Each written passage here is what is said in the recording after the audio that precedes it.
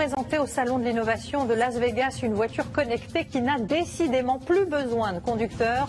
Ces capteurs vont saisir le moindre détail de l'environnement. Voilà qui vous laissera le temps pour une petite partie de Monopoly. Emmanuel Macron, qui il y a tout juste un an s'était rendu à Las Vegas en tant que ministre de l'économie, la French Tech y avait déjà été très remarquée.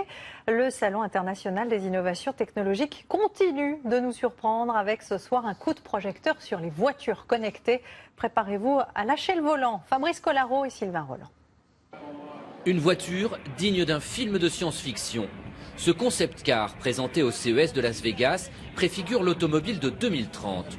Une voiture autonome où tous les passagers sont donc assis face à face et peuvent s'adonner à toutes sortes d'occupations grâce à une table tactile.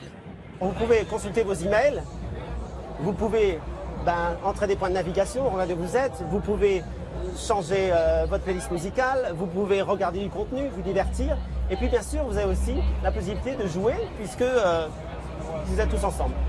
Mais avant d'en arriver là, constructeurs et équipementiers vont dans un premier temps faire en sorte que les voitures soient connectées pour s'échanger des informations et avertir leurs conducteurs en cas de problème. Ici par exemple, ces deux véhicules vont éviter une collision grâce à la localisation par GPS. Autre exemple, cette fois le chauffeur peut récupérer sur son écran l'image prise par la caméra du véhicule qui se trouve devant lui, ce qui lui évitera de doubler et de percuter le piéton qui traverse. Évidemment, les véhicules seront beaucoup plus performants puisque les capteurs, eux, sont attentifs tout le temps. L'électronique, elle, prend les bonnes décisions ou les meilleures décisions possibles à chaque instant.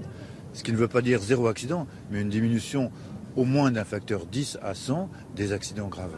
Grâce à tous leurs capteurs, les voitures récupèrent aussi toutes sortes d'informations pratiques qui seront à l'avenir partagées par tous les véhicules qui circulent. Les capteurs d'antipatinage pourront signaler une zone de verglas automatiquement. Les capteurs de pluie signaleront une zone de pluie intense d'orage.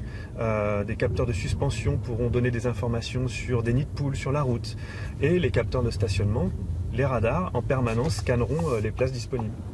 Et nous avons testé dans les rues de Las Vegas un déplacement à bord d'une voiture cette fois entièrement autonome. Freinage, accélération, mais aussi changement de fil, l'auto se charge de tout et surtout la conduite est très souple, sans à-coups, on se sent vraiment en sécurité. Tout l'enjeu des véhicules autonomes, c'est de réduire leur coût de fabrication tout en conservant leur niveau de fiabilité. Avec celle-ci par exemple, pas de capteur ni de radar, mais une simple caméra située à l'avant et c'est l'intelligence embarquée dont elle est dotée qui va lui permettre de se déplacer même quand il n'y a plus de marquage au sol ou encore d'éviter un obstacle imprévu.